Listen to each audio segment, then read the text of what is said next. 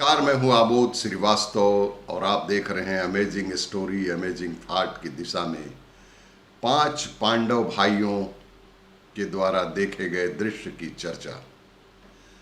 पांचों भाइयों ने अपने देखे गए दृश्य की चर्चा की और शाम को श्री कृष्ण को अपने अनुभव सुनाए। सबसे पहले बड़ा भाई साहब युधिष्ठिर ने कहा कि मैंने तो जीवन में पहली बार 2 सूंड वाला हाथी देखा। यह मेरे लिए बहुत ही आश्चर्यजनक बात थी कि कोई भी हाथी के 2 सूंड कैसे हो सकते हैं। तब श्री कृष्ण कहते हैं, हे धर्मराज, अब तुम कली काल की सुनो। कलयुग में ऐसे लोगों का राज्य होगा जो दोनों ओर से शोषण करेंगे, बोलेंगे कुछ और, करेंगे कुछ और, मन में कुछ और कर्म में कुछ और ही। ऐसे ही लोगों का राज्य होगा, इससे तुम पहले राज्य कर लो। युधिष्ठिर के बाद अर्जुन ने कहा कि मैंने जो देखा वह तो इससे भी कहीं ज्यादा आश्चर्यजनक था। युधिष्ठिर के बाद अर्जुन की बारी आई। अर्जुन ने कहा कि मैंने जो देखा वह तो इनसे भी कहीं ज्यादा आश्चर्यजनक था। मैंने देखा कि एक पक्षी के पंखों पर वेद की ऋचाएं लिखी हुई हैं और वह पक्षी मुर्दे का मांस खा रहा था। तभी श्री कृष्ण कहते हैं, इसी प्रकार कलयुग में ऐसे लोग रहेंगे जो बड़े ज्ञानी और ध्यानी कहलाएंगे। जो बहुत बड़े ज्ञानी और ध्यानी कहलाएंगे वे ज्ञान की चर्चा तो करेंगे, लेकिन उनके आचरण राक्षसी होंगे। बड़े पंडित और विद्वान कहलाएंगे, किंतु वे यही देखते रहेंगे कि कौन सा मनुष्य मरे और हमारे नाम से संपत्ति कर जाए। हे अर्जुन, संस्था के व्यक्ति विचारेंगे कि कौन सा मनुष्य मरे और संस्था हमारे नाम से हो जाए। हर जाति धर्म के प्रमुख पद पर बैठे विचार करेंगे कि कब किसका श्राद्ध हो, कौन कब किस पद से हटे और हम उस पद पर चढ़े। चाहे कितने भी बड़े लोग होंगे, किंतु उनकी दृष्टि तो धन और पद के ऊपर, मांस के ऊपर ही रहेगी।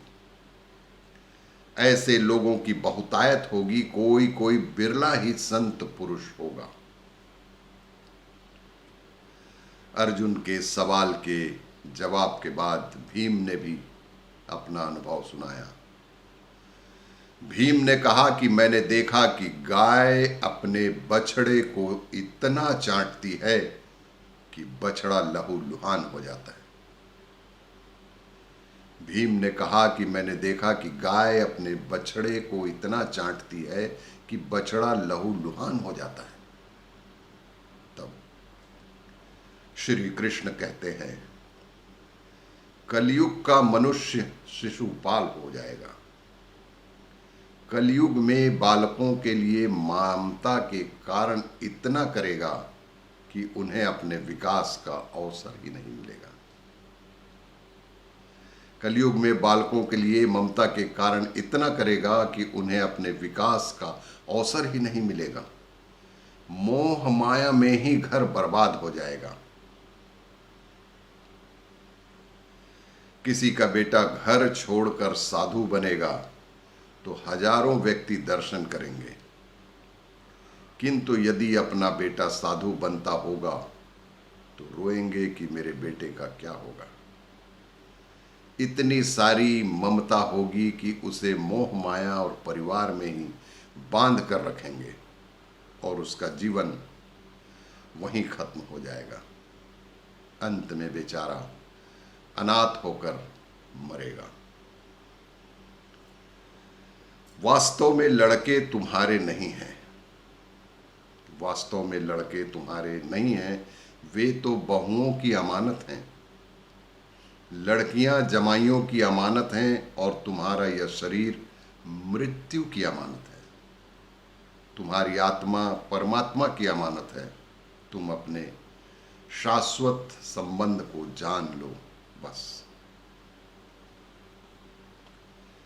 भीम के बाद सहदेव ने पूछा, हे कृष्ण, मैंने जो देखा उसका क्या मतलब है?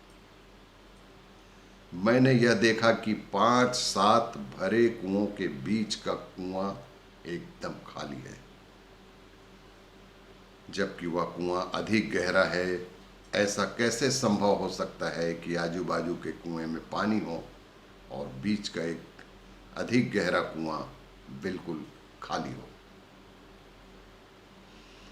तब श्री कृष्ण कहते हैं, कलयुग में धनाढ्य लोग लड़के लड़की के विवाह में, मकान के उत्सव में, छोटे बड़े उत्सवों में तो लाखों रुपए खर्च कर देंगे, परंतु पड़ोस में ही यदि कोई भूखा प्यासा गरीब होगा तो वह उन्हें नहीं देखेंगे। उसका पेट भरने या नहीं भरने का उनके दिमाग में कभी सोच भी नहीं आएगा। उनका अपना ही सगा भूख से मर जाएगा और वे देखते रहेंगे। दूसरी ओर मौज, मदिरा, मांस भक्षण, सुंदरता और व्यसन में पैसे उड़ा देंगे, किंतु किसी के 2 आंसू पोंछने में उनकी कोई रुचि नहीं रहेगी। तुम्हारे आश्चर्यजनक देखे गए कहानी का यही जवाब है।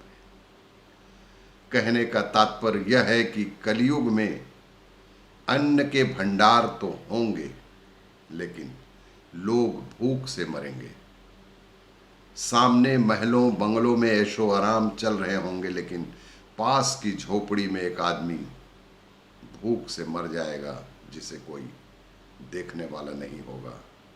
और आने वाले दिनों में कलयुग का ऐसा ही स्वरूप दिखेगा। इसी तरह की जानकारियों के लिए देखते रहिए वीडियो। नमस्कार।